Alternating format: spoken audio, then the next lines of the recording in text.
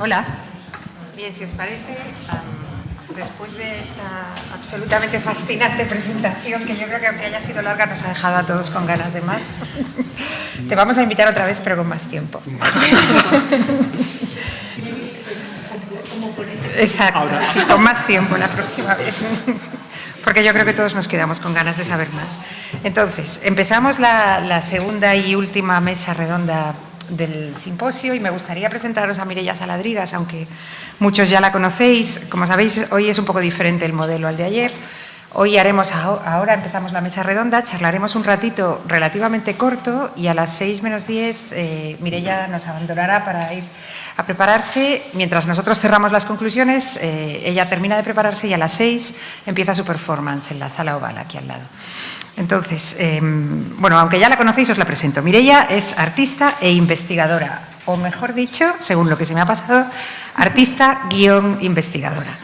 Y este guión entre los dos términos expresa, supongo, eso es lo que yo interpreto, una relación bidireccional. Sus proyectos se construyen a partir de amplios procesos de indagación y al mismo tiempo las metodologías de investigación particulares que emplea en cada ocasión se asientan sobre la práctica artística. Mireia es actualmente doctoranda en la Academia de Bellas Artes, que forma parte de la Universidad de las Artes de Helsinki, y su proyecto de tesis, que se titula Comportamientos no convencionales en contextos de exposición, documenta casos de alteración humana y no humana en las prácticas culturales y propone una relectura artística y teórica de la inconformidad. Y bueno, hay muchas más cosas que podría decir de ella, pero sobre todo me gustaría mencionar que ahora mismo hay un proyecto suyo que se puede ver en Barcelona, que se puede visitar, si no me equivoco, ¿no? Sí. En el Centro de Arte Fabra i Coats, en Sant Andreu, donde hace unos días se inauguró Polvere que gira, o Polvo que gira, una instalación de nubes de polvo impalpable que está estrechamente relacionada con un proyecto de investigación más amplio sobre el que ella misma explicará más cosas a lo largo de la performance. Así que sobre esto no digo nada más. Entonces, bueno, volviendo un poco a algo que hice ayer, que me interesa mucho y me fascina el hecho de que tenemos a dos investigadores y a un artista que hace investigación, que vuelven otra vez a abordar el tema del archivo desde perspectivas que no se agotan, ¿no? Siempre son diferentes, una y otra vez. Nos encontramos con maneras distintas de empezar a trabajar con el archivo. A ver, un momento que tengo que encontrar. Bueno, me gustaría empezar retomando para comentar la ponencia de José Luis, que me gustaría empezar contigo. Retomo una frase que dijo Ramón Alberch esta mañana, cuando afirmaba: a los documentos hay que hacerlos hablar en función de las preguntas que motivan cada investigación. Yo creo que la investigación de José Luis es un ejemplo claro, ¿no? Yo no hubiera visto el 50% de los documentos si no hubieras, o sea, seguramente si no hubieras estado buscándolos específicamente, es algo que uno directamente ignora en la presentación. Al mismo tiempo, bueno, hay más cosas que me gustaría comentar sobre su presentación, pero quiero haceros antes un comentario general a los tres que tengo aquí. No, espera, ¿dónde está mi hoja? Un momento. Aquí. Es un poco largo y es un poco complicado de explicar, pero hay una cuestión que a mí me interesa en general cuando hablamos del ámbito de la institución, y es algo sobre lo que en alguna ocasión he escrito trabajando con artistas. Me interesa, me inquieta y me fascina a la vez el carácter ficcional que tiene cualquier institución, ¿no? Las instituciones en general son convenciones humanas, la gente decide que algo es una iglesia, que algo es un museo, que algo es un parlamento, y entonces eso es una especie de ficción colectiva en la que todos creemos y que pues, nos hace que el sistema funcione, ¿no?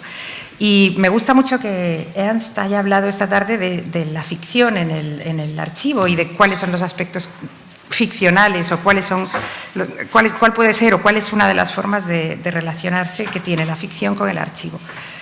Tú has puesto ejemplos de, bueno, concretamente en el caso de Walid Raad, Walid utiliza información verídica y verdadera para construirla en montajes que no son reales, pero que al mismo tiempo proporcionan información que sí que es real, o que sí que, digamos, ofrece una imagen verídica de una realidad, a partir de montajes, digamos, ciertamente ficticios, ¿no?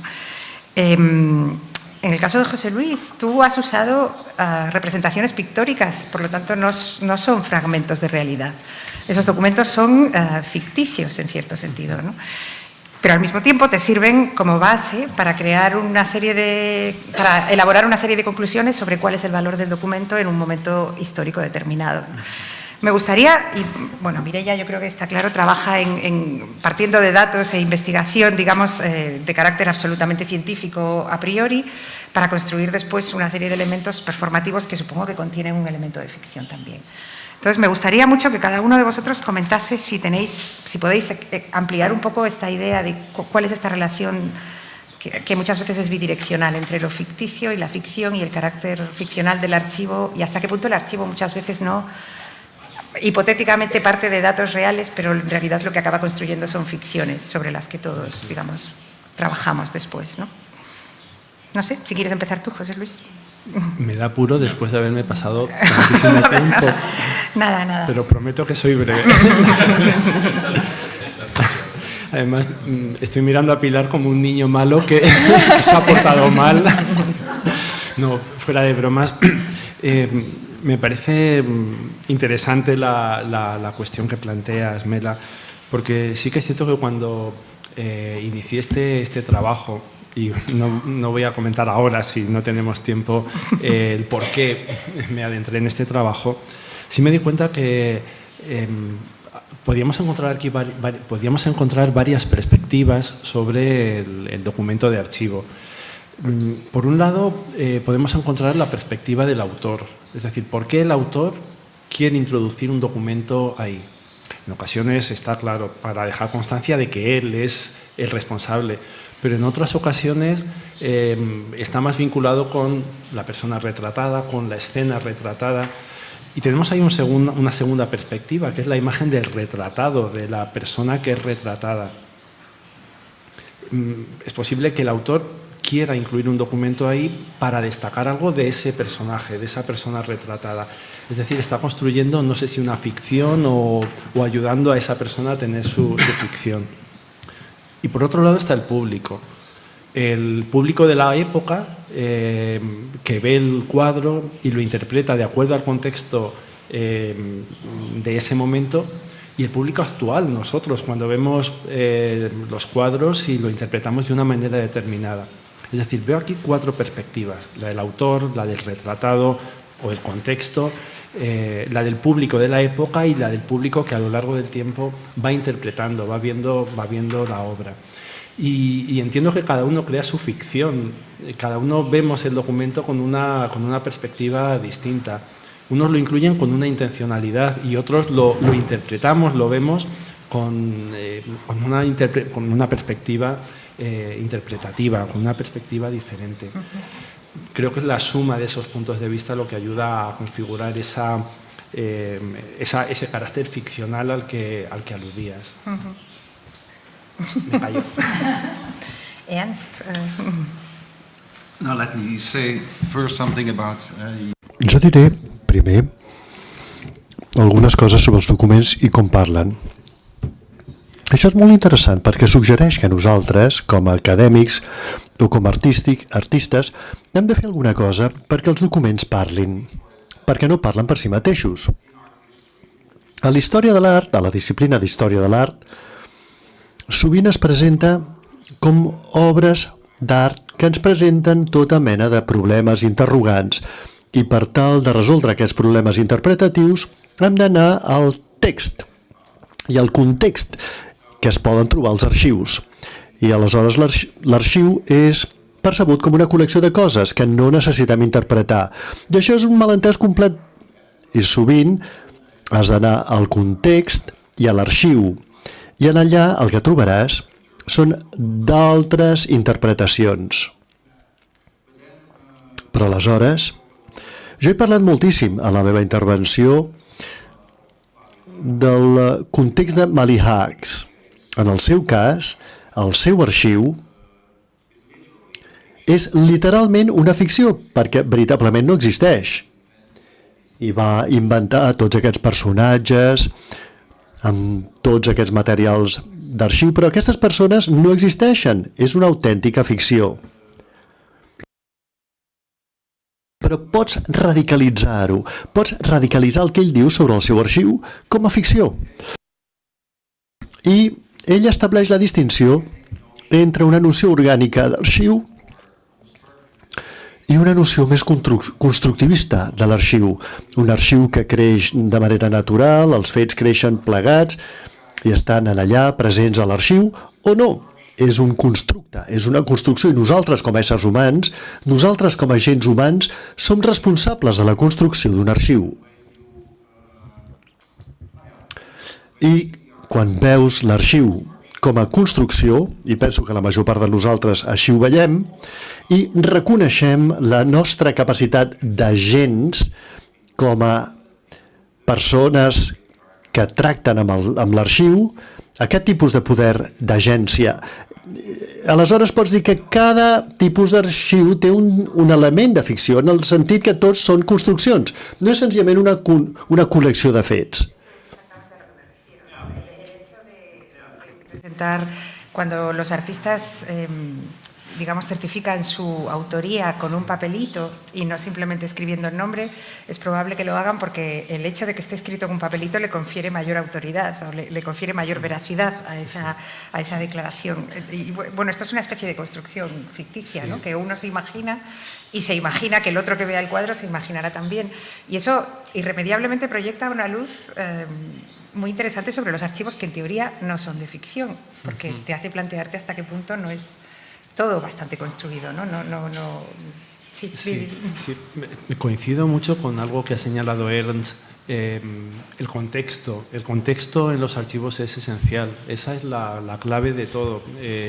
Y creo que ahí dejan de ser ficción para ser la realidad. El contexto, hay un artículo, ahora mismo no recuerdo su autora, de American Archivist. El contexto es todo y es cierto. Lo llevo un poco a mi terreno. Las normas de descripción o los esquemas de metadatos que se están desarrollando en la actualidad o que se están implantando en la actualidad inciden en explicar el contexto de creación de los documentos. Para poder entender un documento necesitamos conocer el contexto de creación.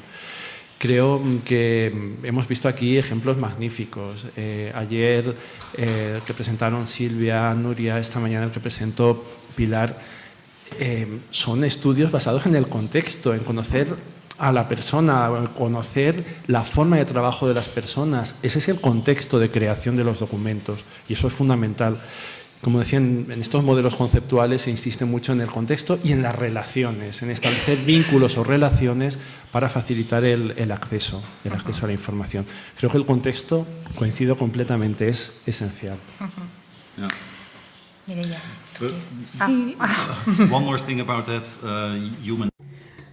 Sí, parlant de l'agència humana, penso que és normal que els escriptors, però també els artistes, signin la seva feina, que siguin responsables de la seva feina. En els darrers anys, els darrers 10 o 20 anys, també ho veiem als museus.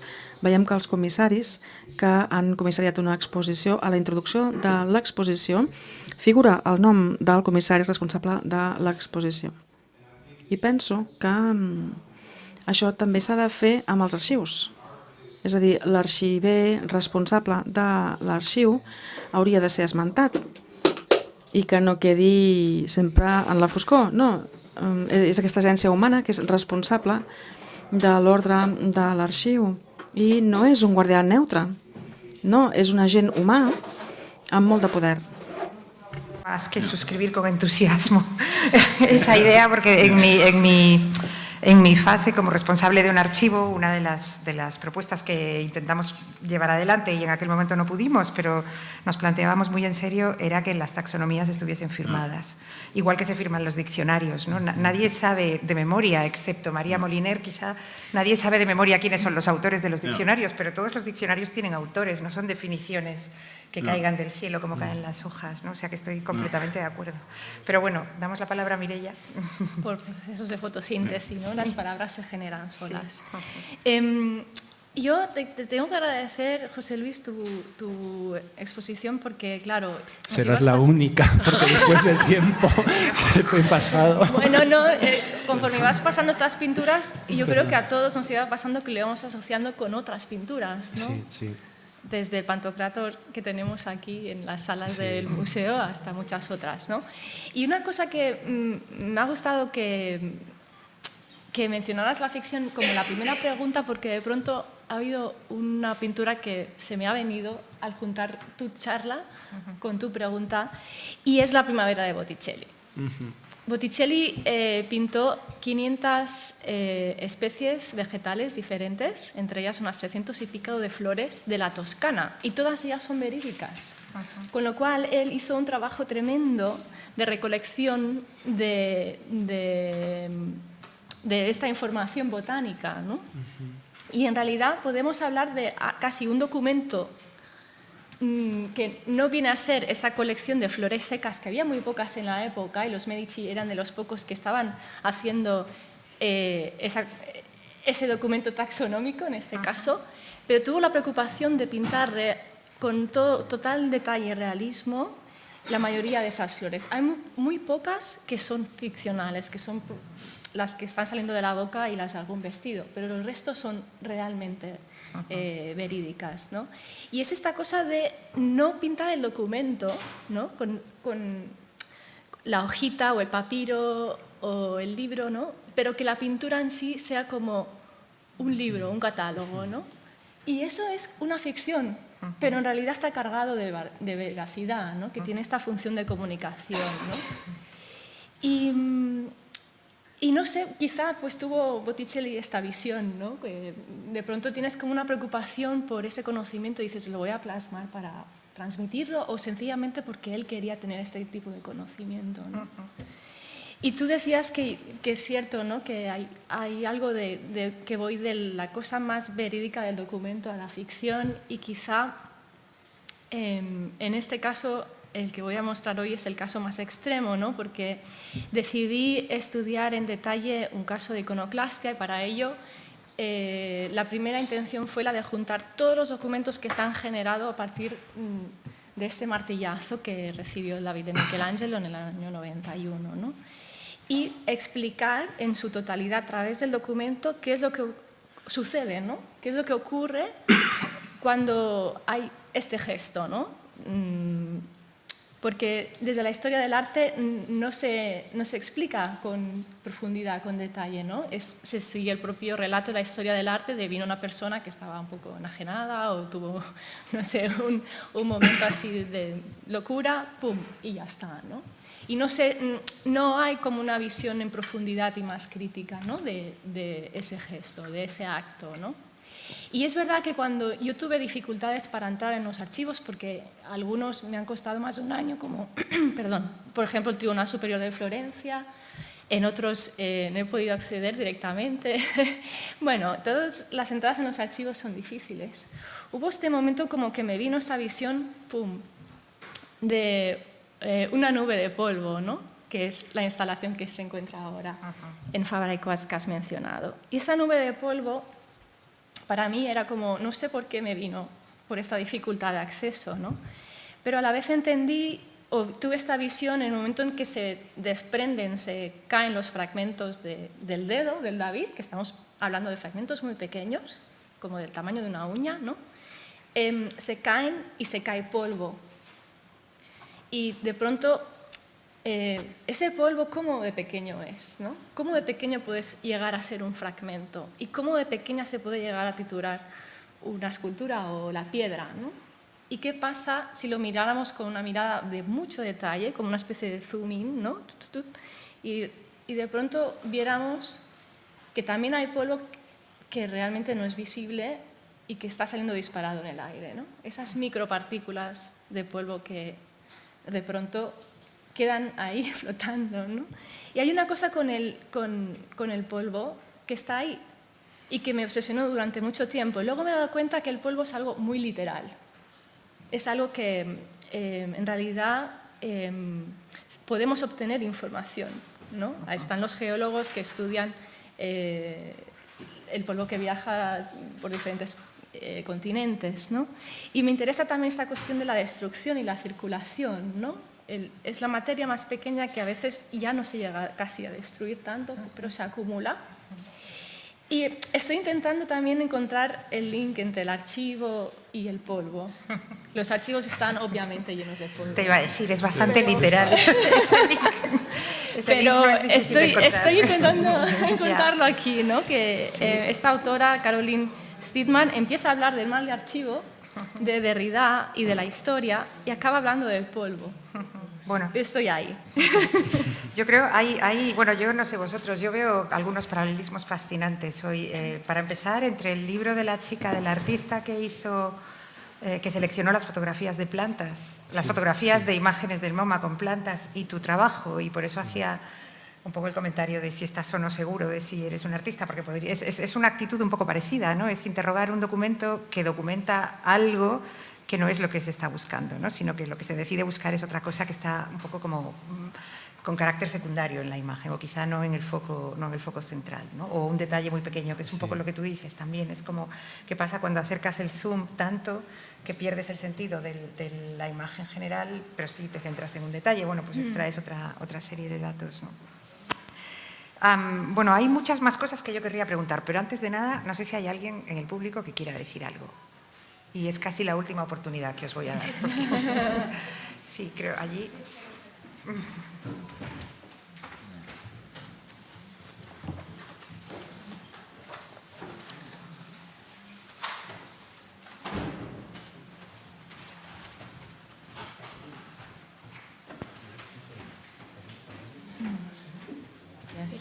Pues una pregunta muy rápida, pero no conseguí contenerme. Tengo que preguntar a José Luis. Casi no se oye. Es que no se oye. Casi no se oye. Ahora sí. Pues me gustó mucho las ponencias de todos, pero tengo una cuestión hacia ese trabajo que es fascinante, ¿no? Todos estaban súper enganchados, de todas formas, independientemente de la duración. Me acordé, o sea, de un trabajo que pasé por él sobre cómo en el MoMA el archivo fotográfico a cierto momento llega a la conclusión que la indexación fotográfica es la textual, o sea, que cada fotografía de exposiciones en el MoMA tenía indexación textual, o sea, que identificaba algo que era predominante en el primer plano, y la historia de las exposiciones del MoMA se basaban demasiado sobre lo que el texto ponía como referente a la imagen. Y se propuso MoMA, porque tiene mucho dinero, de generar una nueva versión de la historia de arte de sus propias exposiciones con un software de identificación de otras obras que estarían en miniatura en el fondo. Y claro, con inteligencia artificial se hizo como en 2 días lo que tú quizá... Bueno, entonces toda esta introducción para te preguntar cómo has indexado las nuevas versiones de las pinturas ahora que tienes más presente el documento. ¿Las nuevas versiones? ¿En qué sentido, Catalina? ¿No quieres generar una nueva historia del arte basado en...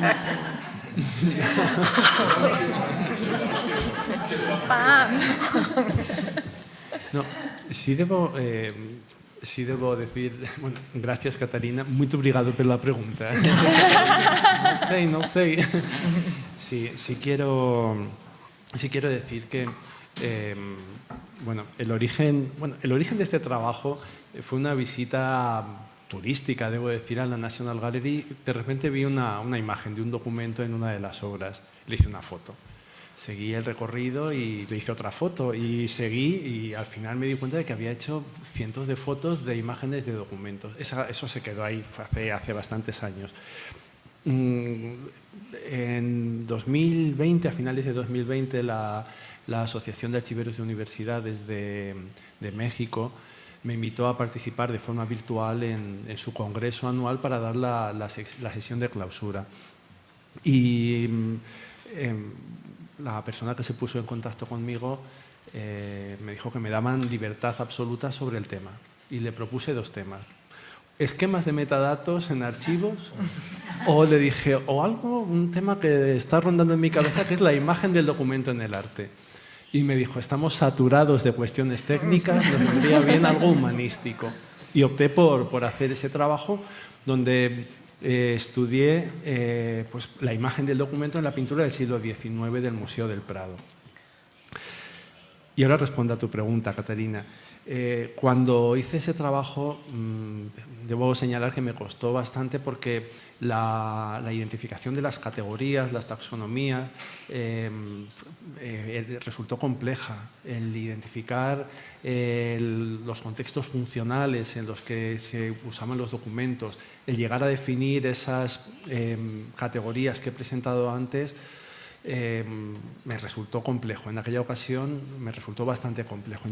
Incluso tuve que recomponer la relación de taxonomías y revisar las obras porque esa indización al principio era complicada.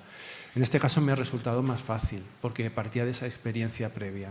En este caso, esa indización, ese establecimiento de categorías y subcategorías, sobre todo las de tipo funcional, me ha resultado más sencillo ese trabajo de indización.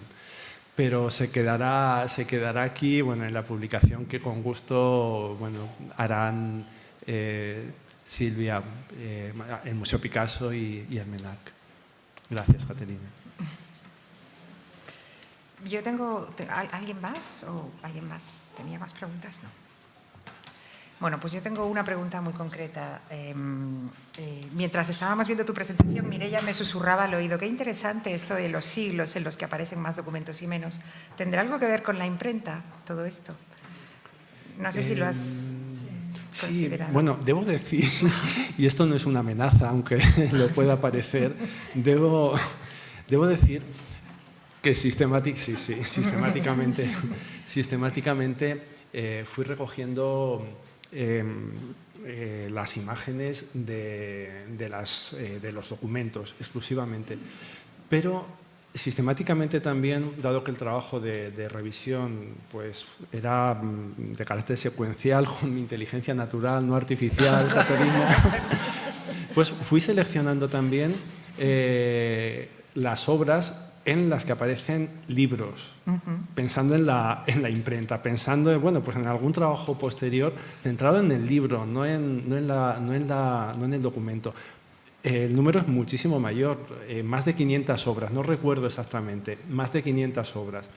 Por supuesto, si se produce algo, y esto está relacionado con el carácter ficcional del que hablábamos antes, que es un anacronismo en algunos casos. Es decir, algunas de las representaciones que hemos visto aquí y algunas de las que no hemos visto son completamente anacrónicas. No he proyectado una imagen en la que aparecía el apóstol San Pablo escribiendo la carta del apóstol, la carta a los Corintios, su primera carta a los Corintios, una obra pintada en el siglo XVI con su pluma, su pergamino, algo que el apóstol San Pablo no escribió así su carta a los Corintios.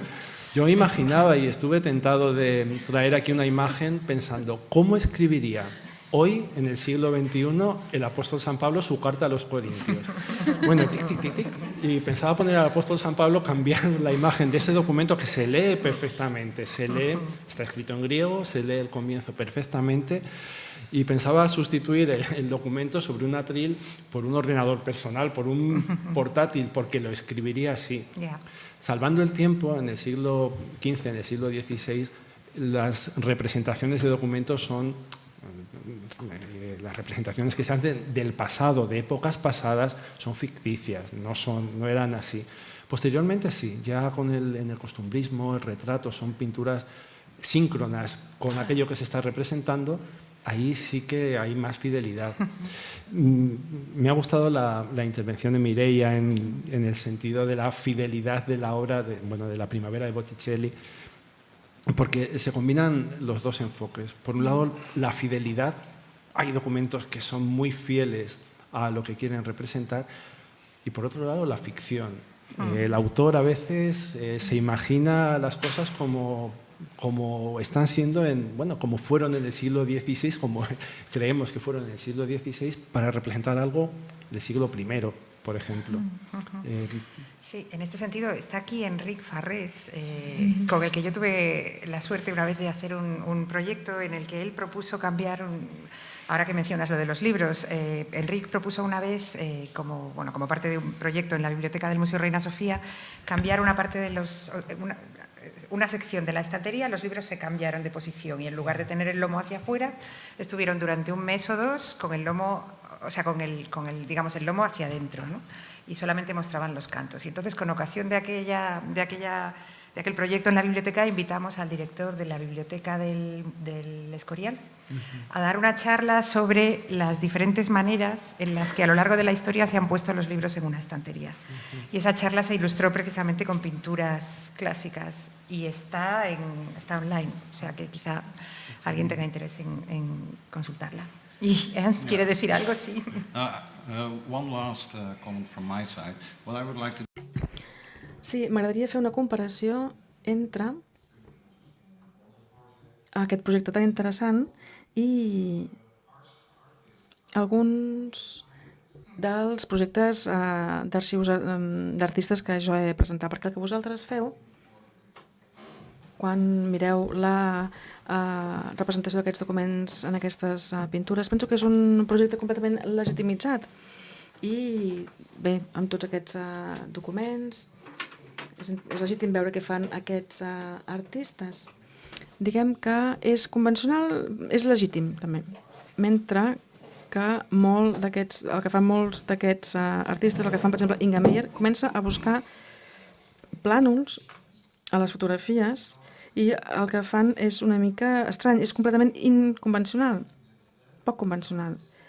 I crec que quan ets artista, quan fas el teu tipus de recerca, no mires les representacions dels documents, sinó que, per exemple, quin tipus de cues tenen els animals? Tenen cues rodones, circulars o rectes? Per què algunes cues són diferents de les cues que estan representades a aquests quadres? I això proporciona un tipus de coneixement completament nou i imprevisible. La idea, quiero decir, en este contexto la investigación de José Luis tiene todo el sentido, pero si lo cambiamos de contexto deja de tenerlo inmediatamente, probablemente, ¿no? Es que el contexto lo es todo. Claro. Lo vimos antes. Claro, sí.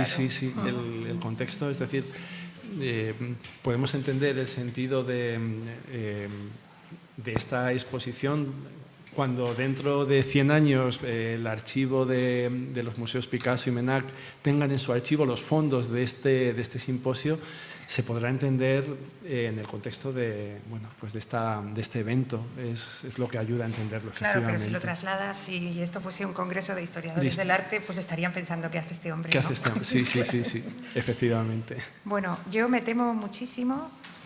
Oh, no. Vale. vale, perdón. About context, and it is specifically... Sí, sobre el context. És una pregunta per a José Luis. Per què aquests documents van ser pintats? Jo he fet recerca sobre retrats holandesos i del segle XVII, ens ha semblat entendre, i ells... Disculpeu, però el micròfon està una mica lluny de la persona que parla. Bé. I en aquesta recerca vaig descobrir...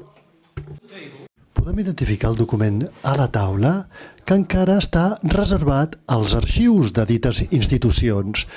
I per abreujar la història, doncs, a les institucions holandeses volen projectar una imatge, la imatge de ser professionals. I, per tant,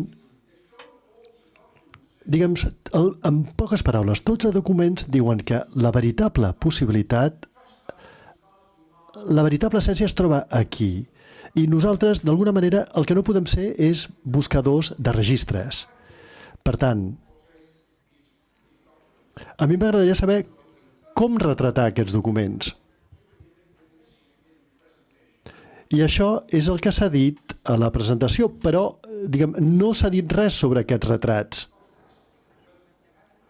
El context és important, però què podem dir, per exemple? Està clar per una pintura religiosa, però el públic entén el significat de les imatges?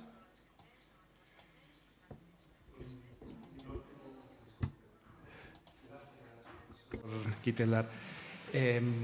No tengo datos. Debo señalar que la información que he aportado es solo la relativa a la primera de las categorías, a la de los géneros pictóricos.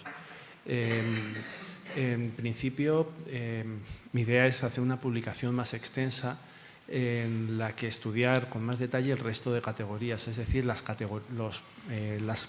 funciones por las que se introducen los documentos en las obras y la representatividad del documento en la obra, la importancia que tiene el documento en la obra.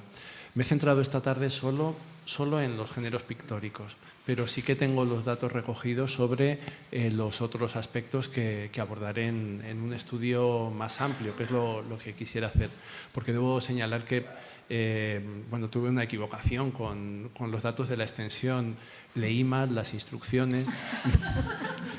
Pobre hombre. Sí, leí que la extensión máxima es de 15.000 palabras y me puse a escribir y fui a consultar un dato sobre la forma de citar y cómo incluir las referencias bibliográficas y de repente leí de nuevo la extensión máxima es 15.000 caracteres. Conté los caracteres, sin espacio, eso sí. Y conté los caracteres que ya estaban escritos en mi fichero y ya iban por 30.000. Entonces decidí acortar y presentar solo la parte de los géneros. Entiendo que es difícil comprender el contexto por el cual se introducen los documentos en las obras. Es difícil. Y entiendo que es más difícil aún saber cuál fue la percepción de las personas que en su momento vieron en aquella época las obras. Bueno. May I just add one anecdote? You showed the... Una anècdota. Primer, Marie Desvalen, que és una pintora holandesa i és la controladora.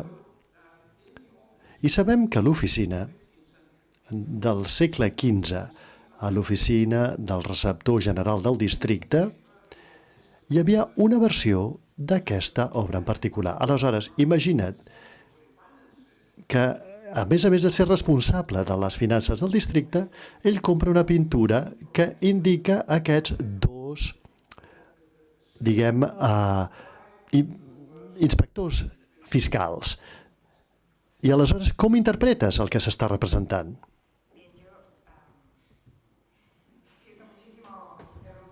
Fascinante discusión. Pero vamos a tener que dejarlo, vamos a despedir a Mireia, que va a prepararse, y nada, os agradezco muchísimo la participación en esta mesa redonda y doy pie a las organizadoras para las conclusiones.